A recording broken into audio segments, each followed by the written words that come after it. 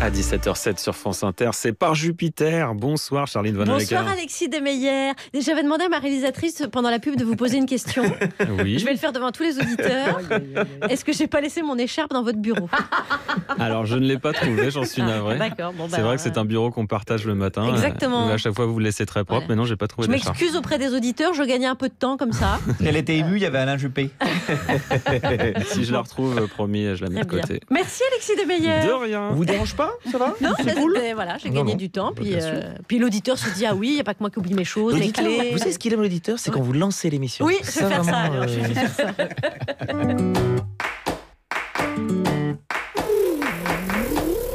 À quoi tu penses, Alex? Oh, pardon, je suis en train de me replonger dans les ouvrages qui ont bercé ma jeunesse. Ah oui, je vois le Club des 5, Agatha Christie. Oui, hmm. oui, Ah oui. parce qu'en fait, notre invité, Thibaut de Montalembert, Ah, c'est l'acteur de 10%. c'est Ouais, ça. ouais, Eh bien, il vient pour un livre où il raconte ses lectures à lui. Ah, bah à mon avis, il lisait 9 francs 90 de Bec BD. Hein Bah, c'est 10% de 99 francs. Oh, brillant, Oh c'est là drôle, là. ouais, brillant. Ah oui. Bon. Et toi, Charline, tu lisais quoi quand t'étais jeune? Alors Ah moi oui. très tôt j'ai lu la biographie de Raymond Barre. C'est fascinant, c'était fascinant. Et ouais. puis les pensées de Pierre Mauroy, j'avais quoi 12 ans. Et tu les coloriais. Ah bah non, je les mettais en perspective avec les carnets d'Alain Perfit évidemment. Ah, bah c'est une oui. chouette jeunesse, hein, dis donc. Et toi, Guillaume, c'était. Bah moi, mon livre, le premier, c'était L'art d'avoir toujours raison de Schopenhauer. Ah, et ça t'a marqué à vie, non? C'est vrai. Et toi Alex, c'était quoi ton livre de chevet? C'était L'Idiot? Ah non, plutôt bel ami alors, je dirais. Non, mais d'accord, mais il n'y a pas que les livres. Ah, non. non plus. Ah, Ouais. oui bien sûr. Et moi par exemple ma révolte, je la tiens du Canard enchaîné, tu vois. Donc, Moi, c'était Le Chasseur français, mais j'ai pas dû bien le lire Ouais. en fait. Moi, c'était plutôt Femme actuelle. ou le catalogue de la Redoute, hein. Ouais. Ouais, je vois. Oh non, je non, vois, non, je moi vois, je ouais. m'intéressais Ouais. surtout à ce que lisait ma maman. Ah ouais, non, Voilà, mais quoi. sinon, mais Alex, Oui. sinon, tu lisais vraiment quoi comme livre, je veux Moi, dire j'ai beaucoup lu un livre de sagesse indienne. Ah oui? Ah bon? Oui. Mais tu veux dire un auteur indien? Et comment il s'appelait?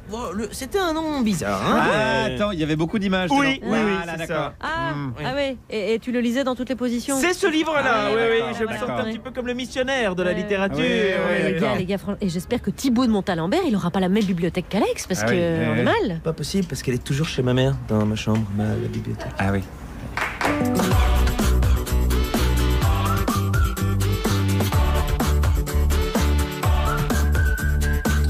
Bonjour la France Inter, vous écoutez la start-up publique et voici les actualités appelées à témoigner devant la commission d'enquête de la blague.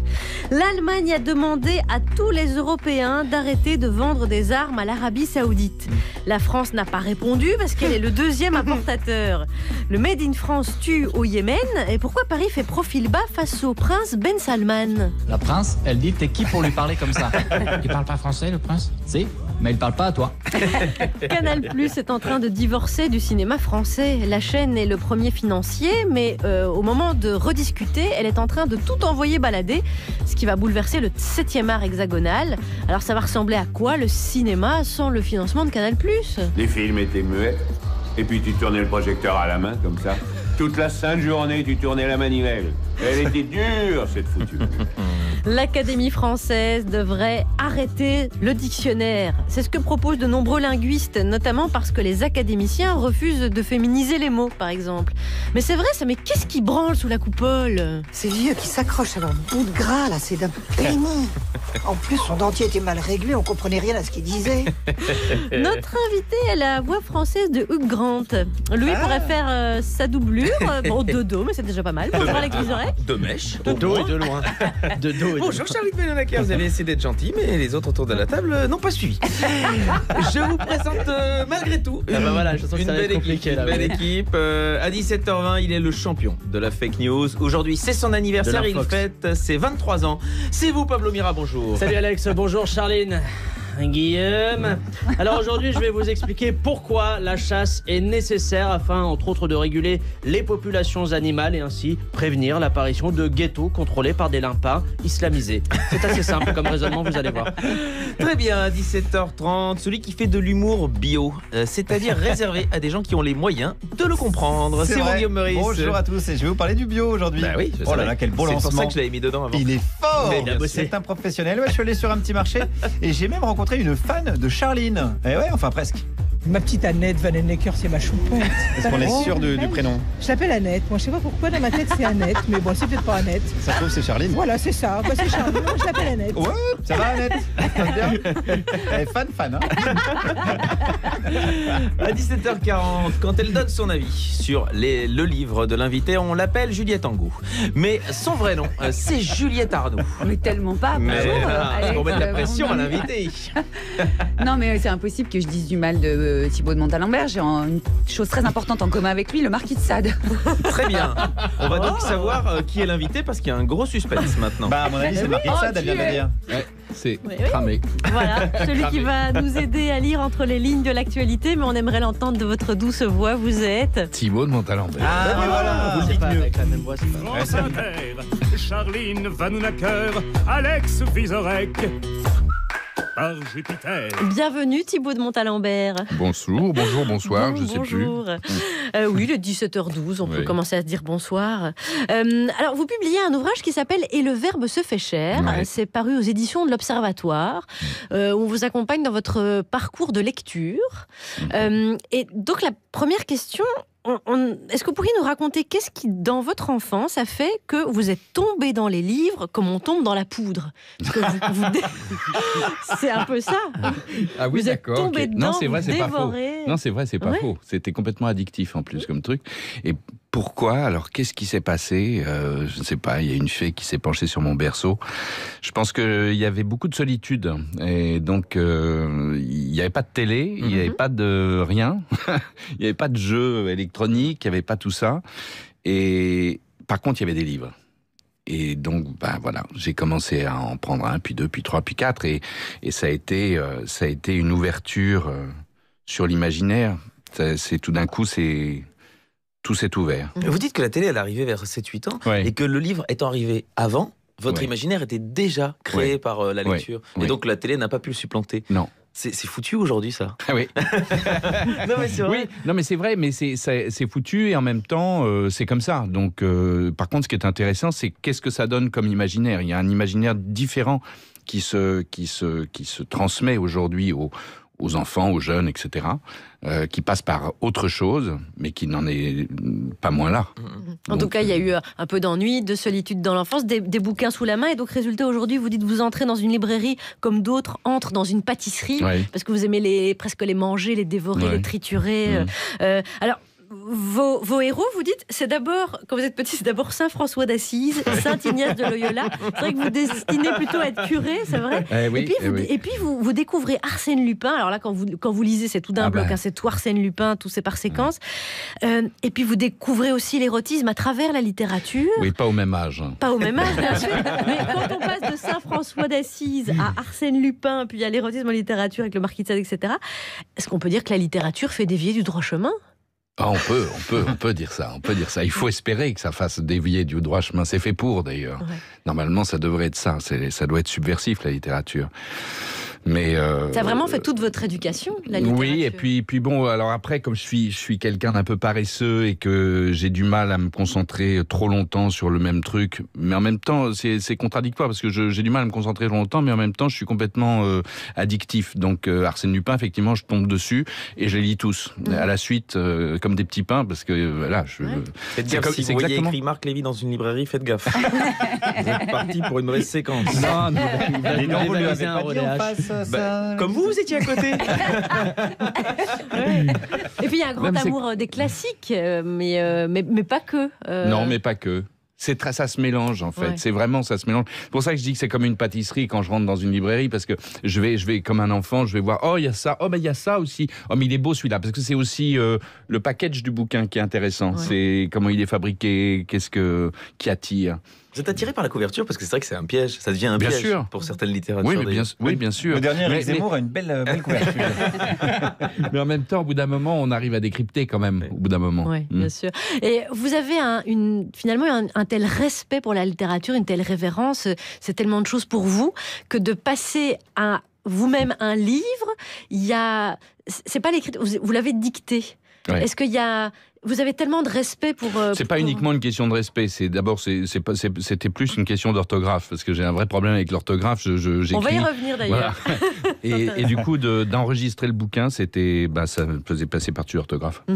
Je vais me permettre, parce que quelqu'un autour de la table n'a pas voulu se sacrifier, mais je vais... Allez-y. Parce que vous faites votre bibliothèque idéale à la fin. Et il y a il y avait 4 des choses qui grandes pages. Il n'y a que 4 auteurs féminines. C'est vrai. Alors, cette personne m'a proposé de vous faire un cadeau. Qui est cette livre d'Éric Dussert. Quelqu'un autour de la table qui ne voulait pas se dénoncer. Qui s'appelle Julie. Caché par la forêt. 138 femmes des lettres oubliées et que vous allez peut-être découvrir de manière compulsive. Oui. Bon, j'espère. Moi, je me serais jamais permis. Mais bien sûr, Alex. Tenez, espèce de sale misogyne. C'est la déclaration d'amour de Thibaut de Montalembert à la littérature. Ça s'appelle « Et le verbe se fait chair ». C'est paru aux éditions de l'Observatoire et Juliette Arnaud va y revenir bien sûr tout à l'heure et tout au long de cette émission car Thibaut de Montalembert est avec nous. Il n'est pas que dans 10%, la saison 3 de la série sur France 2 qui va reprendre à partir du 14 novembre pour notre plus grand plaisir. Et là, le petit train d'Erita Mitsuko vient d'entrer en gare. Alors éloignez-vous de la bordure de l'open space.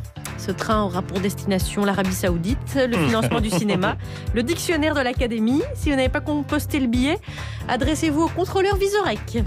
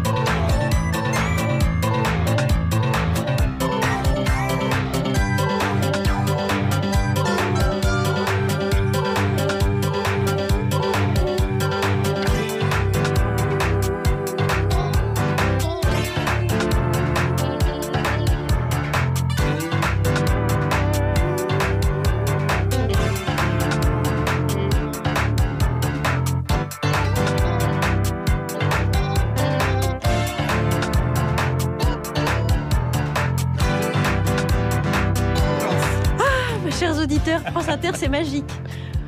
Il y a Alexis Demeyer qui fait les flashs qui a retrouvé mon écharpe. Voilà, je sais que vous étiez inquiets. Merci Alexis, il est venu me l'apporter en studio, il est charmant. On le retrouve demain pour les flashs. Merci Alexis Demeyer. C'est tellement service public. C'est beau. Bon, alors parenthèse fermée, chers auditeurs. Non, mais excusez-nous, mais voilà, tout est bien qui finit bien. Thibaut de Montalembert est avec nous. Le verbe se fait chair, son livre paru aux éditions de l'Observatoire. Nous allons y revenir avec Juliette Arnaud tout à l'heure. Et outre Juliette, qu'y a-t-il ? Eh bien, il y a Guillaume Meurice et il y a Pablo Mira, malheureusement. Bon. ça c'est mieux en termes de Allez, ne prenez pas froid non plus, l'information. Aujourd'hui, à l'international, moi, on m'appelle, d'accord ? Le journal de presque 17h17. Debout tous les damnés de la terre. C'était Sophia Chikirou qu'on appelle à l'international. Appelez-la, hein, surtout. Appelez-la. Oui, surtout si vous êtes à l'international. Oui. On commence par les titres. Invitée sur BFM TV, Oui. justement, la communicante de Mélenchon, Sophia Chikirou, a déclaré « Pour me faire baisser les yeux, il faudra me les crever ». Sophia Chikirou, la seule femme qui achète ses chaussures les yeux fermés. La France envisage le rapatriement d'enfants de djihadistes français signalés en Syrie. Oui, bonne idée. En plus, ils vont à l'école en France, ça les changera pas trop de voir des abrutis dégainer une arme. Et les brèves. Oui, parce qu'à l'international, on m'appelle pour les brèves. Ça coûte plus cher. Hein. Oui. Il y a le roaming. D'avoir un petit point météo. Oui, ce week-end, les températures vont dégringoler et des chutes de neige sont attendues. Donc heureusement que j'ai retrouvé mon écharpe, pour dire. Alors que la semaine dernière, les gens se baladaient encore en short. Et oui, Aurore Berger est capable d'aller sur BFM TV pour expliquer que ce sont les mesures prises par François de Rugy pour lutter contre le réchauffement climatique qui commencent à porter leurs fruits. Revenons-en Oui. donc à Sophia Chikirou. Selon elle, la réaction de Jean-Luc Mélenchon lors de la perquisition chez lui était, je cite, un coup de génie. Et c'est ça, c'est un coup de génie. Et si c'est un coup de génie, Alain Finkielkraut, c'est Einstein. Et elle a déclaré « Il n'y a pas de surfacturation, il n'y a pas d'enrichissement personnel, il n'y a pas eu de détournement de fonds publics. » Oui, je pense qu'elle a pris le même cabinet d'avocats que les patrons de Big Malion. L'auto du patrimoine à présent, face aux députés, le ministre de l'Action et des Comptes publics Gérald Darmanin a reconnu qu'une partie des recettes ira dans les caisses de l'État, donc plutôt que directement dans le patrimoine. Oui, Stéphane Bern s'est rendu à l'état civil pour se faire renommer Stéphane Bernet. International à présent et le meurtre de Jamal Khashoggi.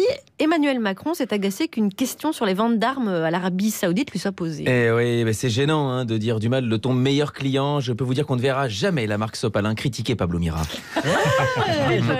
C'est pas une Laurent Deutsch était invité sur France 5 et il a dit, je le cite, « Je ne vois aucun intérêt à apprendre l'arabe à l'école. Sachez que dans la langue française, il y a déjà 600 ou 700 mots arabes. » Eh oui, Laurent Deutsch est aussi pertinent en lexicologie qu'en histoire, apparemment. Musique, Laetitia veut ouvrir un musée et une école de musique Johnny Hallyday. Oui, c'est marrant, un musée et une école, deux endroits où il n'a pas dû aller souvent, mon Jojo. Je pense qu'un centre de désintox aurait été plus cohérent. Société, toujours, Ouais. un adolescent sur 5 a déjà reçu des sextos. Et oui, et les 4 autres n'ont pas donné leur numéro à Jean-Marc Morandini. Des brèves. Oui, des brèves. Un homme décédé après avoir mangé le cerveau d'un écureuil. Et c'est la première fois dans l'histoire que c'est le gland qui mange l'écureuil. Il fallait que ça se paye. La dernière. Et la dernière, attention, accrochez-vous. Dans la grande série, les Belges ont du talent. C'est une bonne. Celle-là, elle est très très bonne. Le journal de RTL TVI, c'était pas ouvert avec ça quand même, mais un des titres, c'était celui-là. Un braquage peu ordinaire dans la région de Montigny-sur-Sambre. Le commerçant braqué est parvenu à convaincre les voleurs de revenir en fin de journée quand la caisse serait pleine, ce qu'ils ont fait. Eh oui, mais attention, parce que là l'histoire elle est comme ça. Mais ils sont allés quand même interroger Didier, le commerçant, pour voir un petit peu comment ça s'était passé. Et je leur dis clairement, c'est pas à 15h qu'on braque.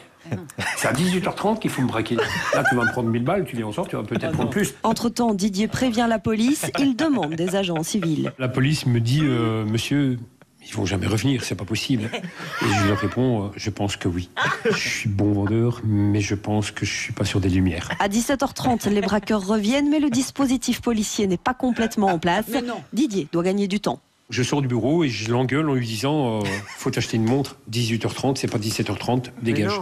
Et ils repartent. Au bout de quelques minutes, la bande revient, une troisième fois dans la boutique. Les policiers sortent du bureau, le placataire, et donc là, il y a les arrestations. Et voilà, qui c'est qui est champion du monde du braquage? C'est nous. Merci Alex Vizorek. Ils ont le seum les Français, je peux vous dire. Merci au talent des braqueurs belges et des commerçants là-bas chez nous.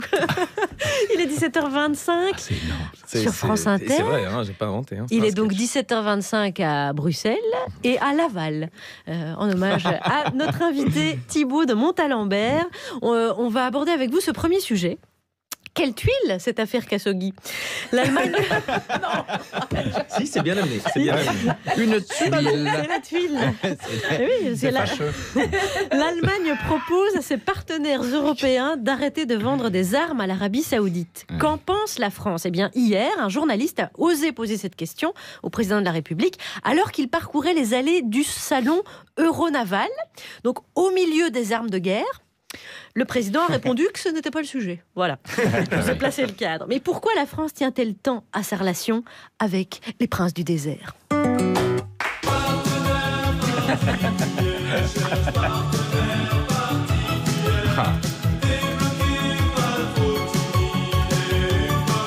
De savoir-faire. Le savoir-faire made in France, bien sûr, qui se retrouve sur la gueule des Yéménites. Alors, c'est le groupe partenaire particulier. Thibaut de Montalembert, est-ce que vous, en tant que citoyen, vous vous sentez en accord avec la façon dont la France réagit dans ce domaine? Il y a un piège, il y a un piège dans la ce que vient de dire le président. C'est-à-dire que moi, ce que je me pose comme question, c'est qu'est-ce que les Allemands vendent quoi aux Saoudiens? Ils ont que dalle. C'est vrai que là, ils ont fait un peu les malins en disant nous, on vendra plus jamais, alors qu'ils vendent vraiment un lance-pierre. L'Allemagne a une tradition maintenant très pacifiste. Oui, c'est vrai. Mais bon, tout ça a changé. Il y a une époque, c'est beaucoup plus facile. C'est beaucoup plus facile de dire les choses. La saucisse de Francfort ne prend pas du côté de l'Arabie Saoudite. Et la bière non plus. C'est bizarre. Mais vous comprenez ce pragmatisme économique où il vous met en pétard, quoi. Oui, bien sûr, évidemment. Mais en même temps, qu'est-ce qu'on fait? Mais ça, c'est une vraie question. Qu'est-ce qu'on fait?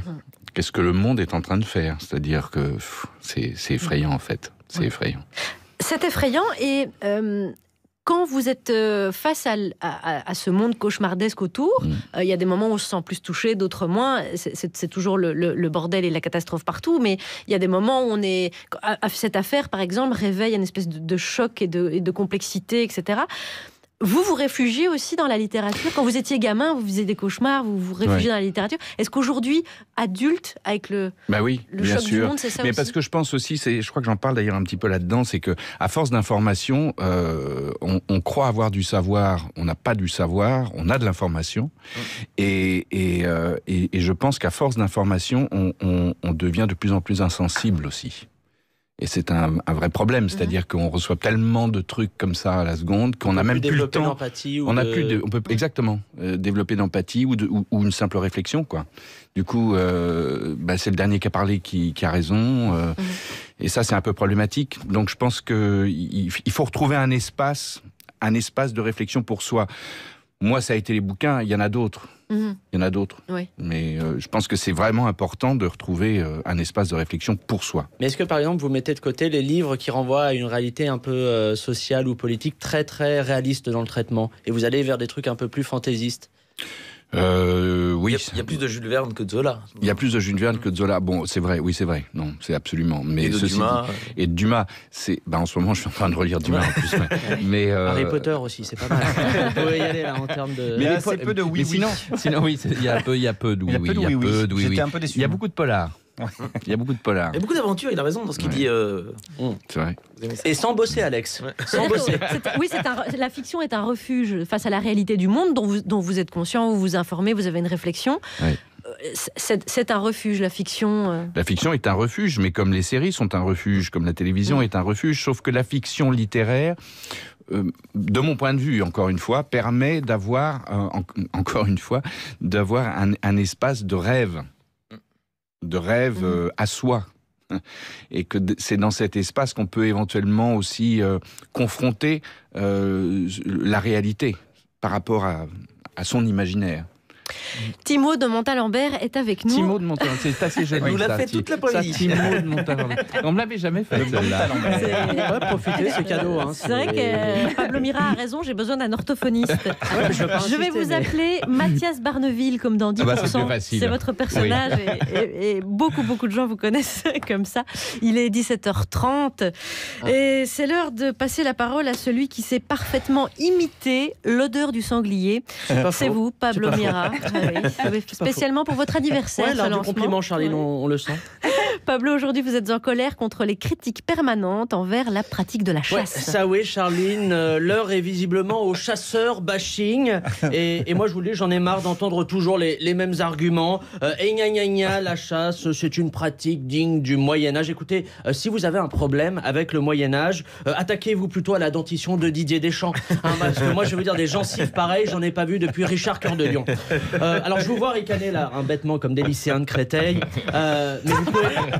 mais vous pouvez pas comprendre ce que c'est la chasse si vous n'avez jamais essayé. Moi je veux dire, je me souviens encore de cette émotion intense que j'ai ressentie quand à mes 6 ans, papy Pedro m'a emmené chasser et que j'ai abattu mon premier sanglier.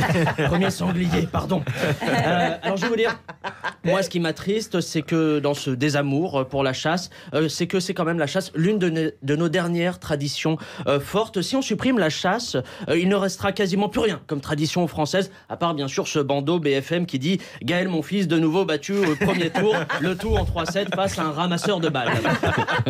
Moi je suis, s'il vous plaît, je suis aussi triste qu'on ne soit pas capable de voir la noblesse d'une pratique comme la chasse, et en particulier de la chasse à l'arc, qui est pour le coup la quintessence de cet art ancestral. D'ailleurs, j'en ai fait une fois au Canada pour chasser le grizzly. J'avais cet énorme monstre en face de moi. Alors j'ai coupé ma respiration, j'ai visé, et boum, je lui ai planté ma flèche en plein cœur. Bon, heureusement, on l'avait arrosé au napalm juste avant. Mais quelle sensation, quand même, Juju. Moi, je pourrais aussi vous parler de la chasse à courre. Quelle merveille, la chasse à courre. Fallait y penser, mélanger des trompettes et des chiens.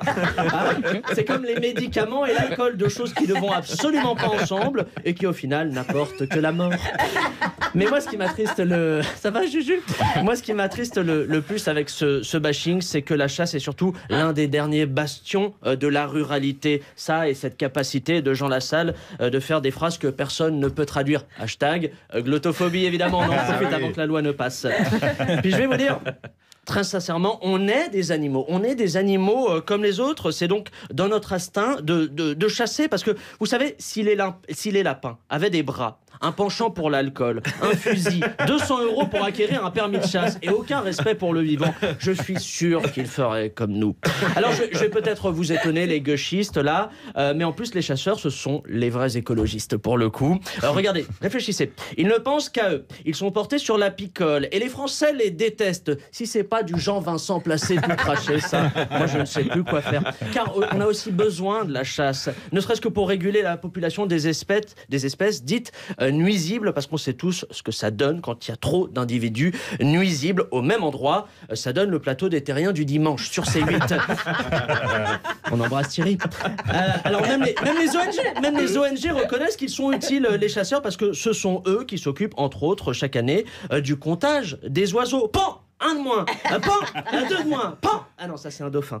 Et ce travail, les chasseurs le font bénévolement parce qu'ils aiment la nature. Oui, Charline, on peut aimer une chose et la détruire en même temps. Bolloré en a même fait une stratégie vis-à-vis du groupe Canal+. Alors bien sûr, il y a des accidents, c'est malheureux, mais ça, Charline, on ne pourra jamais les éviter totalement. Moi qui chasse par exemple le marcassin, eh bien je suis malheureusement obligé de tirer sur des humains qui en portent au pied pour pouvoir pratiquer mon loisir. Pablo, je crois que vous confondez avec des mocassins, parce que les marcassins à gland, ça n'existe pas. Oui. Ce qui explique pourquoi le directeur de la foire à la chaussure m'en a voulu après avoir tiré sur ses clients. Bien vu, Charline, bien vu. Allez, bref, même si ce beau loisir a aussi ses défauts, la chasse fait entièrement partie du cycle naturel de la vie. L'insecte est tué par le batracien est tué par le rapace par le chasseur, et le chasseur, lui, est tué par la cirrhose, évidemment. Pour conclure, moi, j'aimerais juste rappeler que les chasseurs ne sont pas méchants. Et vous savez, ce sont même les premiers amoureux de la nature. Et quand un chevreuil se prend une cartouche de chevrotine dans la nuque, c'est une manière de lui dire « je t'aime ». Allez, salut et musique.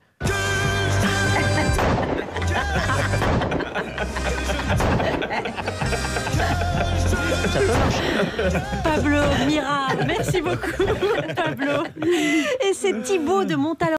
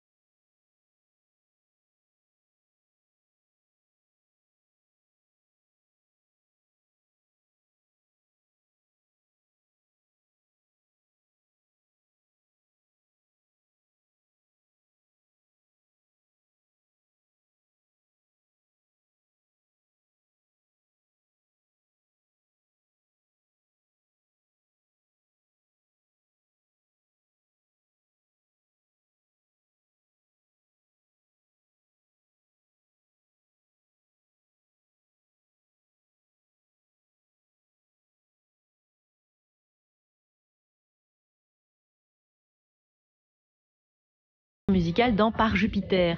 Notre invité, c'est Thibaut de Montalembert, qui publie aux éditions de l'Observatoire Et le Verbe se fait cher. Coquinou va. On va en parler tout à l'heure avec Juliette Arnaud. Avant ça, un autre gros coquinou, c'est Guillaume Meurice. Oui, bonjour. Moi, je vais vous parler du bio aujourd'hui. Oh là là, parler du bio sur France Inter, quelle audace. Je suis un petit peu foufou. Autant dire sur CNews que les Arabes sont tous des voleurs. Mais allons-y, il y a une cohérence quand même, je dirais, avec la playlist notamment de France Inter. C'est vrai que le bio, vous aurez remarqué, vous avez un excellent transit. Et c'est vrai qu'Elie de Préto, ça fait un peu chier. Donc je me suis dit, c'est dans le thème. Et une étude a récemment démontré qu'on avait beaucoup moins de risques de choper un cancer si on mange bio. Alors là, on est quand même vachement surpris. On apprend des trucs. Il paraît même que manger des pneus n'est pas conseillé. Mais moi, ce qui m'intéresse aujourd'hui, c'est quand même de donner la parole aux anti-nourriture bio, parce qu'on les entend assez peu. Mais il y en a qui aiment le cancer. Hein. Je pense à toute la rédac du magazine du Lymphome qui nous écoute, ou de Passion Métastase. Voilà. Et je suis donc allé sur des marchés parisiens ce matin et j'ai d'abord interrogé un maraîcher pas bio. Alors pour moi déjà le bio, c'est sans engrais. Bio, c'est sans engrais. Ben oui. Mais pas de l'engrais. Non. Parce qu'ils mettent de l'engrais bio. Mais ils mettent de l'engrais quand même. Ah bah oui, mais si c'est de l'engrais bio, c'est quand même bio. Il ne peut pas y avoir de produits bio parce que l'eau n'est pas bio. Ah, alors oui, ça c'est autre chose. N'arrosez pas avec de l'eau au glyphosate. Sinon, évidemment, ça s'annule, le bio. De même, si vous mangez bio en fumant une gitane maïs, même du maïs bio, ça s'annule. C'est un petit peu technique, le bio. Soyez concentrés. On continue avec un autre monsieur qui ne se sent pas quoi. Pas tellement concerné. Ah, c'est vrai? Vous vous en foutez un peu du bio? Oh bah écoutez... Il n'y avait pas de bio du tout pendant la guerre, on a survécu. Alors, vous voyez. Bon argument. Pas de bio, il a survécu. Alors, deux hypothèses. Soit le bio est inefficace contre les nazis. Alors, ça, je ne sais pas. Il faudra organiser un débat entre José Bové et Goebbels pour en savoir un petit peu plus. Ou alors, il y avait davantage de bio pendant la guerre parce que chacun cultivait son jardin sans pesticides de synthèse. Parce que ce qu'on appelle bio aujourd'hui, c'est la nourriture normale, en fait. Hein. C'est l'autre qu'on devrait appeler paye ta chimio. Ça serait quand même plus logique. Alors là, c'était l'ancienne génération. Voyons voir avec la nouvelle génération. Le bio, c'est quoi pour cette jeune fille? C'est de la connerie. C'est de la connerie? Bah ouais. Il y a une étude qui montre que les gens qui mangent bio ont moins de chances de développer un cancer que les autres. Je crois pas du tout à ça. Hein. Franchement, pour l'instant, je vais bien. Hein. Après, c'est peut-être à long terme aussi que ça se joue, non? Moi, j'y crois pas à ça. Même si les scientifiques le disent? Ouais, mais bon, moi je trouve ça c'est de la manipulation, c'est tout. C'est possible. On peut même parler d'un complot, je pense. Il y a des congrès de scientifiques qui se réunissent la nuit dans les biocopes. D'ailleurs, regardez bien dans le logo des Illuminati, on voit clairement un radis et une carotte. Enfin, coïncidence, je ne crois pas. Donc ça, c'était la Robert Forisson du potager. Mais on peut trouver également la Louise Michel. Je fais partie des gens qui résistent au bio encore. Vous résistez au bio? Oui, je résiste au bio. J'ai 63 ans. Je me dis que j'en ai pour 10-15 ans. Alors laissez-moi bouffer du non-bio, s'il vous plaît. Comment vous faites pour résister au bio? Dès que vous voyez un légume pas bio avec des pesticides, vous le jetez dessus? Mais écoutez, ça va, regardez. Père breton, mère polonaise, tout va bien. Ah ouais, c'est les origines polonaises, oui. Ça on en a un dans l'équipe aussi. C'est vrai que ça résiste. Hein. On est tranquille. Pourtant, il bouffe les pires saloperies sur le plateau d'Ardisson toutes les semaines, mais il est là, il résiste. Alors, comme on était devant un cas d'espèce, la résistance au bio, j'ai poursuivi avec cette dame qui n'est jamais quoi? Jamais malade. Ah, mais c'est peut-être grâce aux pesticides alors. Mais c'est ce que je me dis. Écoutez, moi je connais mes petits producteurs. Ouais. Donc tout va bien, je leur demande pas, c'est bien. Non. Bah là, ils sont pas bio là, pardon. Ah bah c'est très bien. Voilà, on n'est pas bien là, bouffer du Roundup, détendu de la fan, on plantera quand on aura planté. Voilà, ça me donne envie de bouffer de la viande, tiens. Et puis bouffer du poulet aux hormones aussi, allez. J'ai une nièce malheureusement qui est végétarienne, mais enfin bon. Malheureusement, elle est végétarienne, vous pensez? Elle est végétarienne, ouais, elle n'est pas encore végane, parce que ça, c'est pour moi, être les végans, c'est des débiles. Voilà. Pourquoi c'est des débiles? Les véganes, c'est des débiles fous. Non, c'est trop. Mettre pas de cuir. Non, mais qu'est-ce que c'est con? Bah oui, mais nous emmerde ces cons-là, tous ces gens qui veulent que l'humanité meure pas. On veut une fin du monde non bio, bordel. On veut une fin du monde sponsorisée par la FNSEA, un truc qui est de la gueule. Allez, il est temps de conclure. Moi, j'ai été élevée avec du saindoux, vous savez, les tartines au saindoux, à 4 heures. À 4 heures pour le goûter? Pour le goûter. Et on vit très vieux dans le Morbihan. Ben oui, je vois ça. Maintenant, il paraît qu'il y a des enfants sans bras ou de machin. Bon, alors ça, à mon avis, c'est vrai que les pesticides ont dû passer par là. Ça, je reconnais. Oui, c'est possible, mais comme on dit, pas de bras, pas de saindoux. Hein, voilà. Pas de bras, pas de chocolat. Pas de chocolat non plus. Puis quand on voit que la moitié de la planète crève de faim et que l'autre moitié se bat pour pas crever en bouffant, on se demande si le problème, ce serait pas que le bio, justement, ça coûte un bras. Guillaume Meurice dans ses œuvres. Merci Guillaume. Et les gens aussi, les gens. Les gens, effectivement. Et le merci de Saint-Doux. Les gens qui vivent parmi nous, il faut le rappeler. Ils sont là. 17h43 sur France Inter. Vous écoutez Par Jupiter avec comme invité Thibaut de Montalembert. Et on va parler avec vous du cinéma français qui est en plein divorce pour l'instant avec Canal+. C'est Canal qui rompt le contrat de mariage dans le temps actuel. La chaîne cryptée est encore le premier financier du cinéma. Mais au moment de renégocier les accords, Canal a rompu la discussion car il dit dépenser beaucoup et n'est propriétaire de rien. Et puis la perte des droits du foot, la chute des abonnés fait surtout qu'il y a moins de sous, évidemment. Écoute Camille, le cinéma c'est pas un truc qu'on fait comme ça, comme on fait de la danse ou du judo. Oui, je sais. Avant tout, c'est une industrie et c'est un monde de requins. Si c'est pas toi qui bouffes les autres, c'est toi qui es bouffé. C'est horriblement difficile. Super. Écoute, si tu aimes vraiment le cinéma, va t'acheter une carte UGC. Ça t'évitera bien des déconvenues. C'est vous, Thibaut de Montalembert, dans votre personnage. Pas moi. Non, pas moi. c'est Mathias Barneville, bien sûr, votre personnage, avec votre fille qui est jouée par Fanny Sidney dans 10%, la série de France 2, qui reprend d'ailleurs à partir du 14 novembre sur France 2. Alors, Thibaut de Montalembert, comment pourrait réagir votre personnage à cette annonce? Il dirige une agence avec des agents. Là, il y a Canal+ fait mine pour l'instant dans les négociations de se barrer. Ils sont en train de parler de la chronologie des films, c'est-à-dire une fois que le film sort en salle, à partir de quel moment il sort sur Canal, ensuite en VOD, etc., pour que tout le monde puisse se ménager une plage assez large de promotion. Et là, c'est vrai qu'avec la perte des droits du foot, etc., Canal est en train de se désinvestir un peu de tout ça, alors que c'est le premier guichet. Votre personnage, Mathias Barneville, dans 10%, toute l'agence est affolée, là, non? Ah bah oui, tout le monde est affolé, évidemment. Puis alors, Mathias, lui, il a dû grandir, même sûrement, avec Canal+, avec la prolifération de Canal+, les belles heures de Canal+, etc. L'exception culturelle. Et le cinéma sous perfusion, un peu. Et le cinéma sous perfusion, et que tout d'un coup, cette vieille dame, pas si vieille que ça quand même, mais enfin bon, se casse la gueule. C'est un choc, mais en même temps, bon, ben voilà, c'est en train d'arriver, et il va falloir trouver une autre façon de faire du cinéma. Ça, c'est comme les bouquins et l'Internet. On a beau dire, c'est dommage, ils lisent plus, mais c'est comme ça. Je veux dire, ça sert à rien de se... Ça peut être une force, une bonne chose. Est-ce qu'on peut voir les choses de manière positive et se dire ça va donner un coup de pied au cul à la créativité? Peut-être, je sais pas. Moi, j'ai tendance à penser ça parce que je pense que l'humain est plus inventif que ce qu'on ne pense et que quand il est acculé à quelque chose, il trouve une façon de faire différente. Ce qui est en train de bouleverser tout, évidemment, c'est les plateformes, c'est Netflix, c'est Amazon, c'est tout ça qui arrive. Ces gens-là ont énormément d'argent. Et leur intérêt, c'est de fournir du film, de fournir de la fiction, etc. Donc, ils vont investir. Alors, il faut voir comment ils vont investir. Et comment le cinéma français peut s'adapter en face de... Exactement. Est-ce qu'il ne faudrait pas monter un crowdfunding pour soutenir Nicolas Duvauchel et Louis Garrel? Qu'est-ce qu'ils vont faire, ces gens? Oui, c'est vrai. Les gars, courage. Si Thibaut de Montalembert, vous avez été très, très, très popularisé par cette série 10%. Vous avez pourtant déjà une longue carrière au théâtre, au cinéma. Et vous expliquez que au début, votre personnage de Mathias Barneville, un peu froid comme ça, directeur d'agence, faisait que les gens n'osaient pas trop vous aborder quand vous avez commencé à être un peu vous avez connu. l'air quand même... C'est vrai? Non. Mais c'est vrai, absolument. Moi, j'avais peur parce qu'on a partagé la loge à la Pépinière. Je me suis dit, je vais essayer de ne pas le croiser. Voilà. Alors, mais au 3e épisode, quand Mathias Barneville fend un peu l'armure dans la série... Ça vous a ouvert aussi, les gens sont venus vous voir. Tout d'un coup, les gens me disent, on vous avait bien repéré dans la rue, mais on ne voulait pas vous le saluer parce qu'on vous trouvait tellement antipathique, tellement insupportable. Finalement, vous n'êtes pas si mal que ça. Est-ce que c'est pas la preuve que, quand même, c'est regardé par des cons, cette série? Je pose la question. Ouais, on en fait partie. Par moi. On en fait partie. On est tout à fait fan de cette très très belle série 10%. Thibaut de Montalembert, vous avez publié « Et le verbe se fait cher », paru aux éditions de l'Observatoire.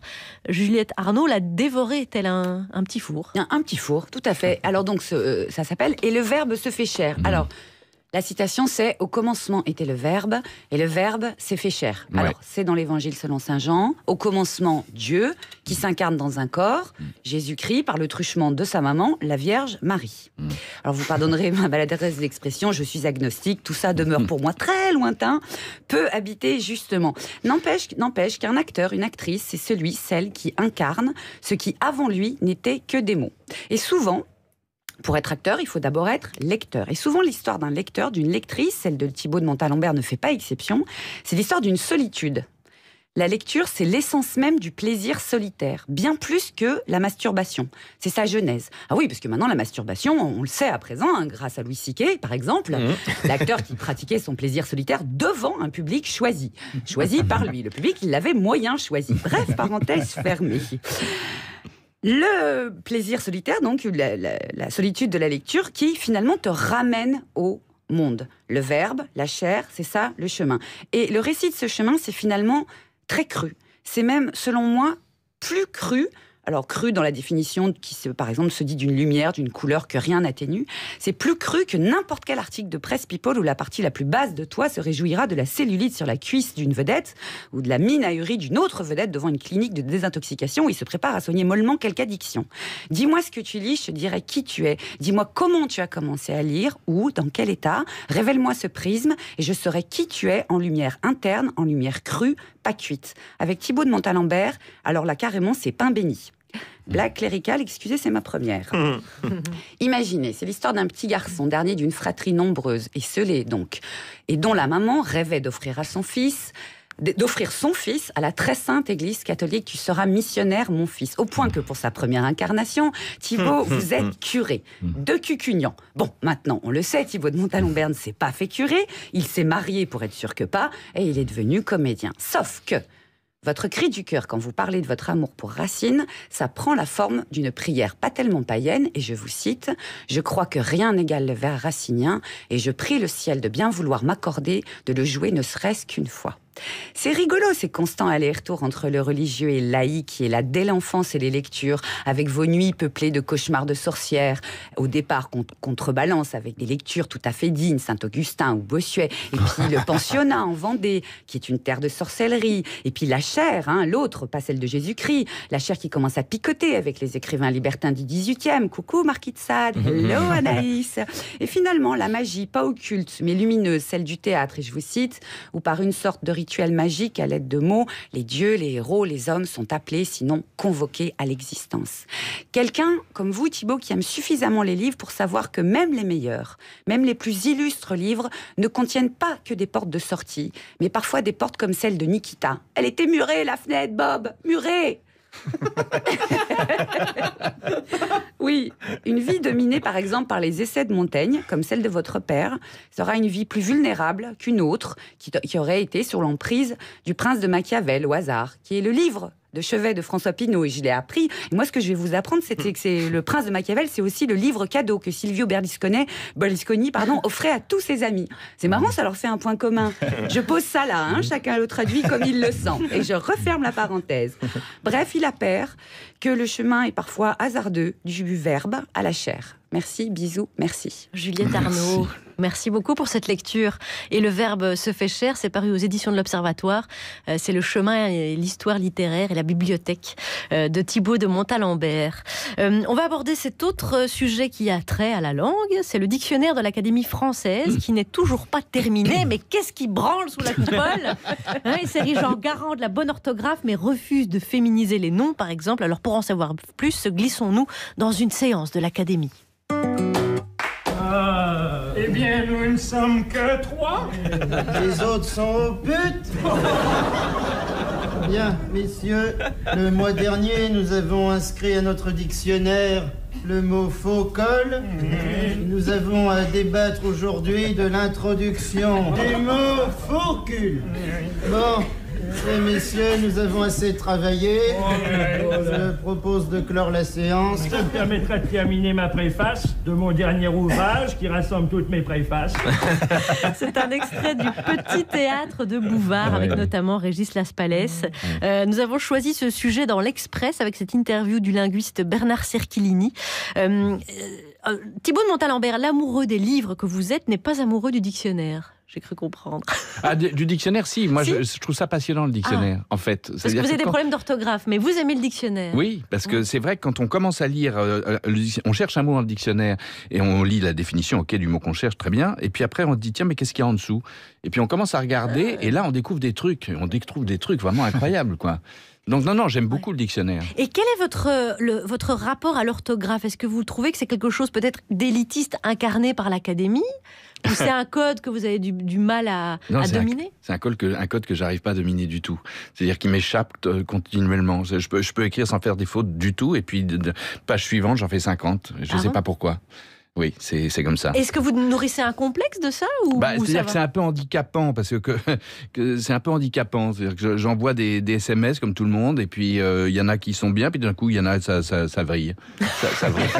Et donc, cette espèce de mythe comme quoi plus on est lecteur, mieux on écrit est assez faux. Oui, total. En ce qui me concerne, oui, complètement. Ça me rassure. Donc, retournez à vos jeux vidéo. C'est pas la peine de regarder c'est passionnant.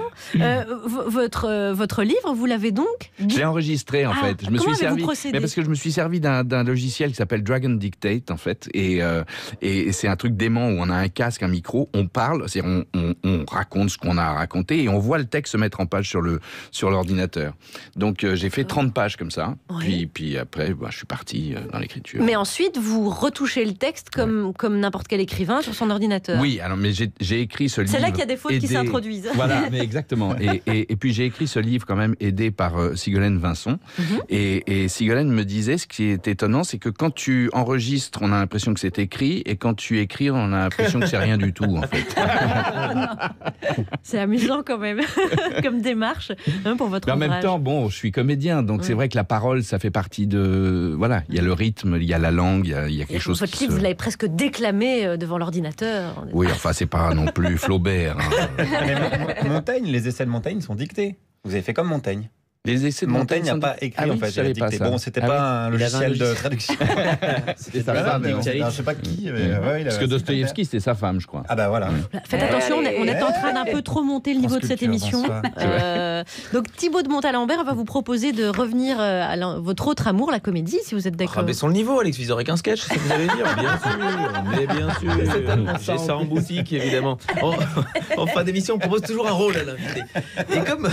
Allez, les calembours d'Alex Vizorek.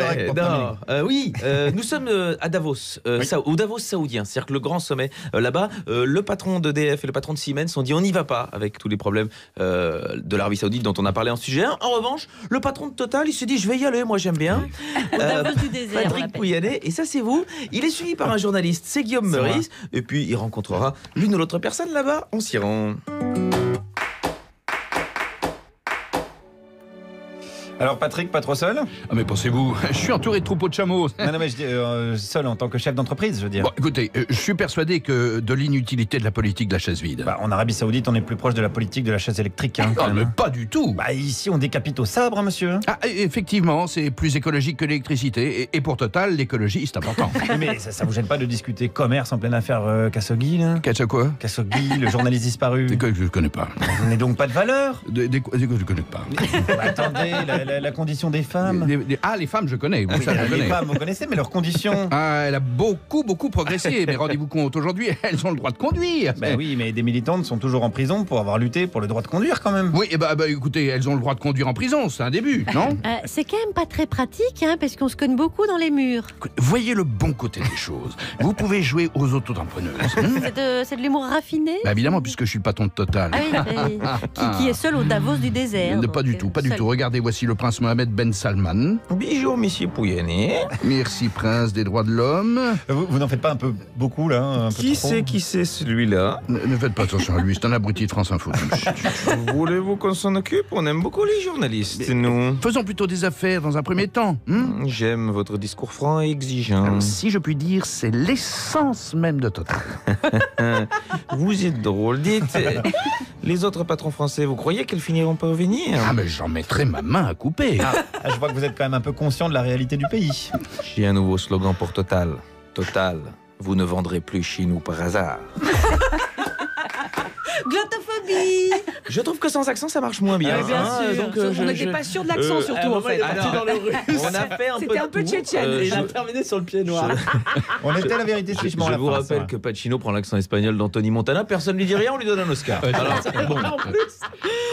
Merci beaucoup Thibaut de Montalembert Merci pour à avoir vous. incarné Merci. le patron de Total notamment, mais aussi, donc, je rappelle, votre livre « Et le verbe se fait cher » paru aux éditions de l'Observatoire. Et puis on attend impatiemment la 3e saison de la série 10% sur France 2, de nouveau à partir du 14 novembre. Exactement. Merci beaucoup les amis. Merci avec à plaisir. Juliette Arnaud, à Pablo Mira, à Alex Vizorek et Guillaume Meurice. On va se retrouver demain avec un autre auteur, Jean-Marie Gouriot. Et voici le mot de la fin qu'on laisse à l'une de nos auditrices. Ma petite Annette Vanennecker, c'est ma choucroute. Est-ce qu'on est sûr du prénom? Ça se trouve, c'est Charline. Voilà, c'est ça. Bah, c'est Charlie. Moi, je l'appelle Annette. MMA Business Entreprise, interruption.